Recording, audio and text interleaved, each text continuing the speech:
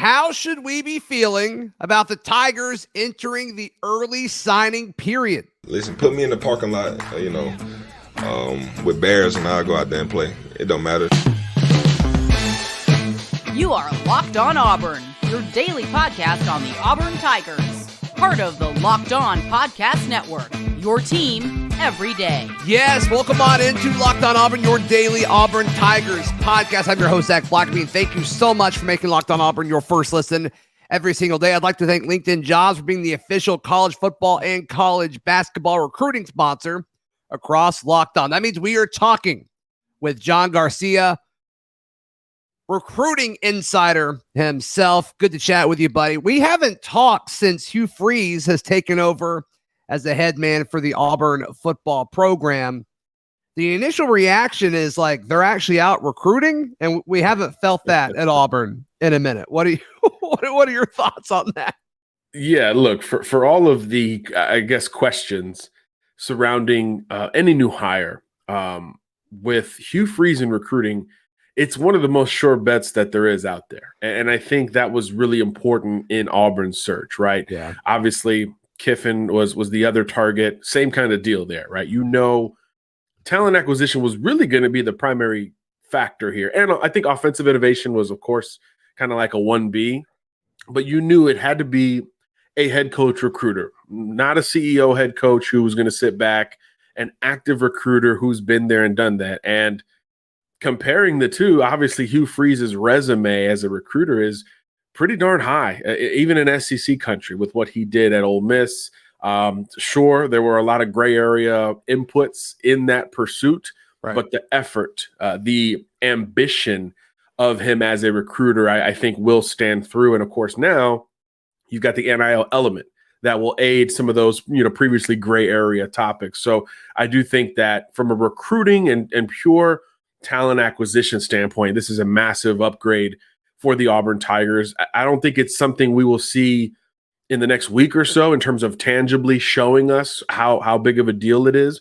But I think beyond that point, especially into the new year, once the staff is finalized and all those millions of things that have to be done when you're assembling a new roster, we're going to start to see that Hugh Freeze recruiting muscle be flexed. But the effort's already there, as you mentioned. They're already on the road, particularly in state, seeing some of the big priority targets, whether they're committed to other schools or uncommitted alike. Auburn is hitting the ground running in that regard without a full coaching staff, which is always impressive to see. Were you a little surprised that we've seen a decent amount of folks decommit? We talked about this before, John, right over the process, and when Harsin was kind of on the hot seat, about how surely these kids that are committing after all this stuff, they're aware, right? They're aware that Harsin's probably not going to be their head coach, but when it's all said and done, and we're okay, that's going to cause less folks to step away from their commitment, but that really hasn't been the case. I mean, there's been several guys that have stepped away. That surprised me a little bit. I'm not concerned at all. Do you think it's them stepping away? Do you think it's possibly Hugh Freeze and this staff saying, maybe they're not a take anymore?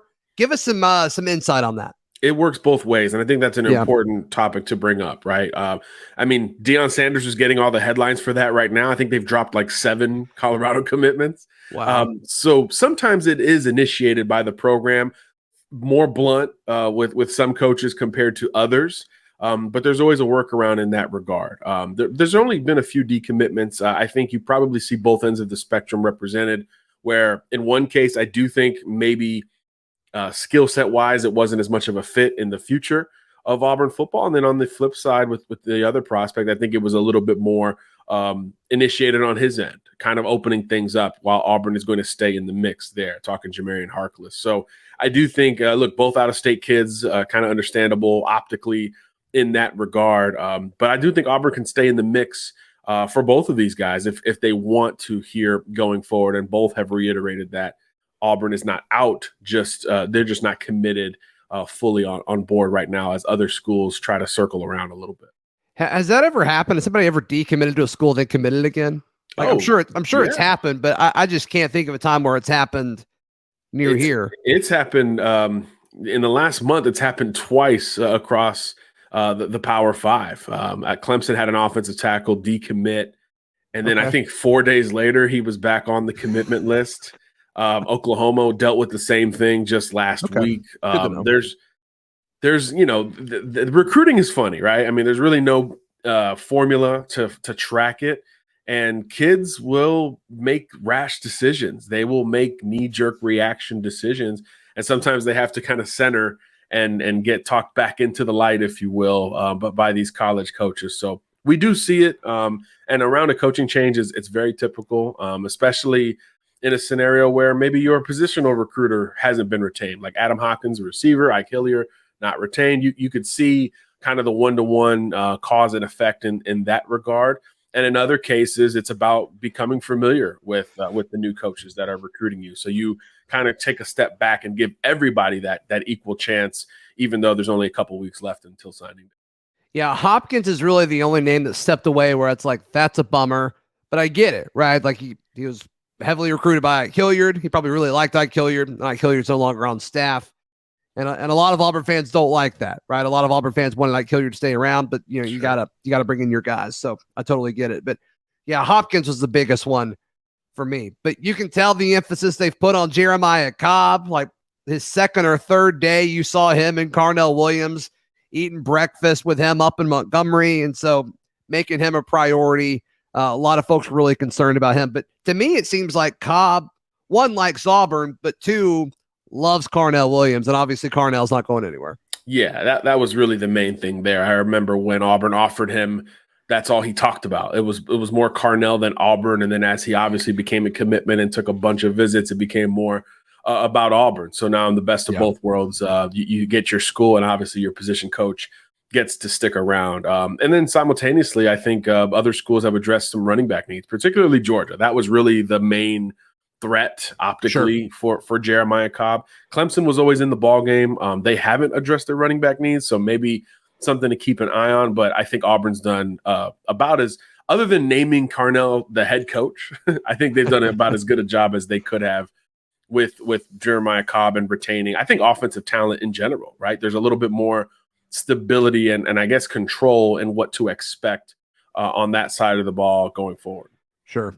John Garcia, our guest, as always, talking all things Cruton. All right, there's 4 names I want to get your thoughts on, John, in just a moment. Today's show brought to you by our friends at LinkedIn. These days, every new potential hire can feel like a high-stakes wager for your small business. You want to be 100% certain that you have access to the best qualified candidates available. That's why you have to check out LinkedIn Jobs. LinkedIn Jobs helps you find the right people for your team faster and for free. Head over to linkedinjobs.com/lockedoncollege. They can help you find the qualified candidates you're looking for. Post your job for free. LinkedIn.com/lockedoncollege. That is LinkedIn.com/lockedoncollege to post your job for free. Terms and conditions apply. John Garcia, our guest, talking all things Cruton. Let's talk about this Colton Hood kid. He's been committed to Michigan State. Now everybody in the world is saying there's no chance he goes to Michigan State. He's a definite flip to Auburn. What are your thoughts on this kid? 3-star corner, decent size. I think he's like 6'1", 175, something like that, which is good. But your thoughts on Colton Hood? Yeah, obviously, as you mentioned, a great frame there. A kid who's played in the state of Georgia against really nice competition throughout his career, and he's got it in the bloodlines, right? We know he's an Auburn legacy. I think 3 or 4 times over. Dad, uncle, cousin, a bunch of folks in his family have played on the plane. So obviously extremely familiar there. And they were all DBs, so you understand kind of what to expect there. And look, Mel Tucker as a head coach at Michigan State, when he brings in DBs, they've got a bit of a common thread that fits a lot of SEC programs. Bigger, more physical, willing to challenge you at the line of scrimmage, but with some ball skills and length mixed into it. And I think Colton hits a lot of those marks, which is why that was a good eval early on by that staff. But naturally, when you're in Georgia and you're playing well, you're going to get that SEC love. And obviously Auburn, with the family connections, has really taken advantage with Colton Hood. I think he's going to take another official too. So I think that's where Auburn can get really interesting late in the game for a lot of recruits, right? Because when you make that head coaching change, the NCAA allows you to take another official visit, even if you've already used it to that school. So how many kids take that return official visit to Auburn this weekend and next weekend, I think will be pretty telling in terms of who Auburn really has a shot for. And Hood has frequented campus, and he'll be back at least one more time before signing day. So I don't know if he'll do the whole flip thing before the December 21st when he can actually sign, but I think on that day, I'd be a little surprised if he signed anywhere other than Auburn. Sure. Do you think this is just Auburn paying more attention to him? Is this this staff values him more than the previous staff?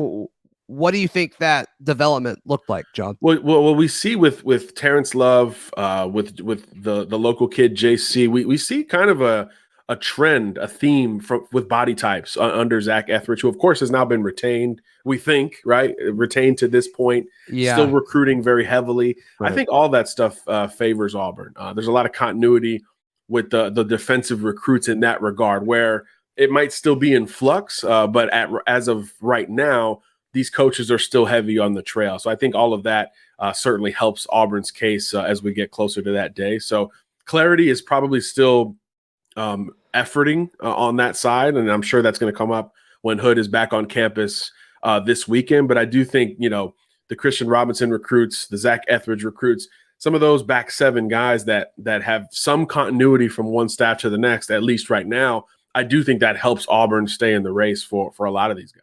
Sure. All right, let's talk about Quay Russaw, the edge from Carver. Probably the most talked about prospect at Auburn outside of Jeremiah Cobb in the last year. Yeah. Just because of the potential of him coming. They're visiting. I think they already visited Tuesday night, and so we'll see how all that went. But where are you with Quay Russaw? And we'll lump James Smith, his teammate, also a defensive lineman, in for this. Does Auburn actually have a chance for these guys, or are they just stringing them along? I think they do. There's been a long time feel that it was going to be hard to beat Alabama, and that remains true for both of these guys. I think they've got a visit scheduled there this weekend. Curious to see if they make it down to Mobile for the Alabama-Mississippi week. I think that starts today or tomorrow, because that will slow down some of the in-home visits that they're able to host because they're down at a hotel, getting ready to play Mississippi's best. So that could cut into that Alabama visit, which is good news from the Auburn side. And again, as we mentioned, even though they've taken that official to Auburn, they can come back to campus officially again before all is said and done because of the coaching change. But independent of that, there's no campus they've been to more than Auburn. And I know proximity is a part of that, sure, but you don't take all these trips locally to a school if you're not enjoying what you're, being presented with. And it wasn't just for the big game, so you can't accuse them of that either. I think they were in town for Western Kentucky and some of the smaller Auburn home games in 2022. So there's legitimate interest. Again, Russaw more than James Smith in that package deal in terms of Auburn's ceiling. At one point, we thought Georgia was going to really be a factor, but I think in a lot of ways, Auburn has moved up compared to the Georgia Bulldogs. I do think for Russaw, Christian Robinson is a part of that. Okay. He's a great recruiter, so you wonder, again, how Hugh Freeze manages that part of his staff assembly. A lot more jobs have been permanently filled on the offensive side of the ball, which is, again, understandable. So how he works the defense in particular with those assistants is going to be well tracked and covered by these recruits. And I think both Quay Russaw and James Smith will be affected in that regard. But I do think there's some of this, we've seen this theme with a lot of in-state Auburn targets and longtime Auburn targets, that it's about Auburn as much as it is about these coaches. And I do think there's some of that with that Quay Russaw, James Smith camp. Of course, Hugh Freeze has already been out to see these guys and their trainers. The new D-line coach has done the same, Coach Garrett, I believe. Yeah. So they're efforting. It's a must-stop place as many times as you can. Sure. So I think it'll be pretty clear, though, with their interest. Do you take one more trip or do you not? You've got all the available resources to do so, whether it's proximity to Montgomery or that extra official visit allotment. Again, this week it looks like it's Bama, but we'll see how much that all-star game cuts into it. So if they do make that trip, there's one more weekend where they've got an opportunity before National Signing Day, and it'd be the final weekend before signing day. So it could line up really well for Auburn if they could land a visit from Russaw and or James Smith the weekend of, I believe, the 16th. right now, if you had to pick, are they going to Auburn or Alabama? Right now, I would say Alabama. Auburn knows it has work to do with this new staff and trying to, I would say, center the argument for them beyond the obvious, right? Hey, look, playing time, all that stuff is on the table at Auburn, but I think they still have a relationship building to maximize before signing day. All right, let's talk about Peter Woods, defensive lineman from Thompson, just won a state championship. Congratulations to him. Committed to Clemson. Johnny seems solid to Clemson, but I want to get your thoughts because a lot of listeners were asking me to ask you about Peter Woods. Your thoughts? Look, first of all, great player, right? Multiple state titles, 4 in a row, I think, at Thompson. So every year he was there, they won state, and he was a big reason why. Just a true disruptor with inside out ability. He can wreck your offense from the edge as if he was 6'4", 240, or on the inside as if he was 285. So he's got some tweener physical ability that I think is a good thing in this day and age. Big deal for him to commit to Clemson, not only in pulling him out of the state of Alabama, which we've seen Dabo Swinney do in the past, but the caveat that comes with Clemson is the no visit policy. You are not allowed to take other visits if you're committed to Dabo's Clemson Tigers. So as far as we can tell, Peter has stuck to that, and we haven't seen him pop up at Alabama, at Auburn, at Georgia, any other school that was in the mix. Florida was in the mix for a while. Sure. We haven't seen him pop up, at least publicly, to any of those schools. So it's going to come down to Peter, right? Do you want to give this new staff a chance at Auburn? Obviously, you have a lot of visits that you could take. I'm sure Alabama is still pushing incredibly consistently as well. But there's no record. There's no record of visits. There's no record of in-home visits from other schools either. So he's buying into that Clemson no visit policy to this point. So it could be as simple, Zach, as does he stick with that no visit policy, or does he actually start to take trips, which has always been kind of the telltale sign of a Clemson recruit about to decommit and open things back up. Stranger things have happened in recruiting, and we all know this is an in-state target for both Iron Bowl schools, which is really, really hard to pass up for anybody, especially a big-time defensive lineman, I feel.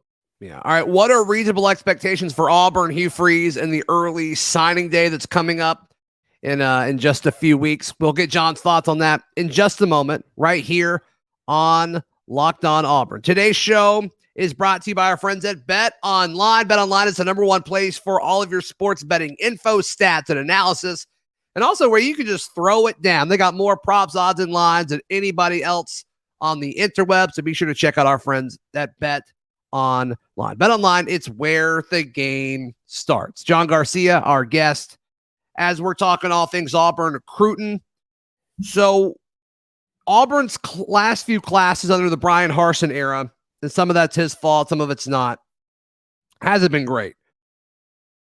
Hugh Freeze, we're all kind of expecting something bigger, right? Something better, but does he have enough time to actually save this class, John? Is this going to be a class where you get the dudes you can, maybe you get around 10 to 12 high school kids and you just flood the rest of your available roster with transfer portal guys? What are reasonable expectations for Hugh Freeze and Auburn football when it comes to their early signing day coming up? Yeah, it's always hard when you're still assembling your coaching staff and making those tough decisions, evaluating your own recruits at this point. But there are certain coaches that have kind of the cachet of they'll figure it out anyway. And I do think there's some of that with Hugh Freeze at Auburn. He understands, when you coach in the SEC successfully on the field and especially in recruiting, the need for buzz. The need to push at the right times. And Hugh knows this. He even knew it at Liberty and showed it off at many different points as a recruiter. So I do think we'll see some type of Auburn splash, right? Flipping Hood, reeling in maybe a former verbal commitment, finishing strong with the Langston Hughes crew, Bo Hughley, Jelani Thurman, all these guys. I do think there's a room for a splash before all is said and done. And I think there's some new targets that could, walk into some Auburn offers and interest. So I do think the volume will go up on that early signing day. But I also think the difference is now Hugh Freeze is working with the portal. And that's really the unknown in terms of the ceiling of what he can bring to Auburn and how quickly some of these experienced players can turn around that roster. So that's where I'm looking a little bit more for the tangible. I think from a number standpoint, yes, there will be more signees than current Auburn verbal commitments right now, maybe by a strong margin. But I think the portal, especially relative to the new year before spring ball, I think that's where, with all the entries that we saw Monday, I think over 1,000 FBS players jumped in, just unbelievable. That is where you'll see a stronger impact. And if we look at the precedent, the recent history of coaches taking over pretty big gigs, the portal has been a big reason why success has followed them, whether you link at Lincoln Riley, Brian Kelly, Sonny Dykes at TCU, Billy Napier at Florida. A lot of transfer portal decisions have helped them kind of bridge the gap between piecing together a roster and bringing in their first full recruiting class. And it should be mentioned, that first class, the class of 2024, is really how we're going to judge Hugh Freeze as an Auburn recruiter, but there's still a margin for opportunity here at the end of the 23 cycle for sure. John Garcia, thank you so much for your time as always, my friend. How can people check out everything you got going on? Yeah, we're talking ball all the time here on the Locked On Network and, of course, on Twitter. Check us out, John Garcia _JR. Obviously, plenty to get to with signing day in about 2 weeks. Yep, John will be everywhere across the network. There's no question about it. Thank you all for checking out today's show and making Locked On Auburn your first listen every single day. For your second listen, check out our friends at Locked On SEC. Chris Gordy, absolutely killing it over there. You can find all my written work at auburndaily.com, and we'll see you tomorrow. This has been Locked On Auburn.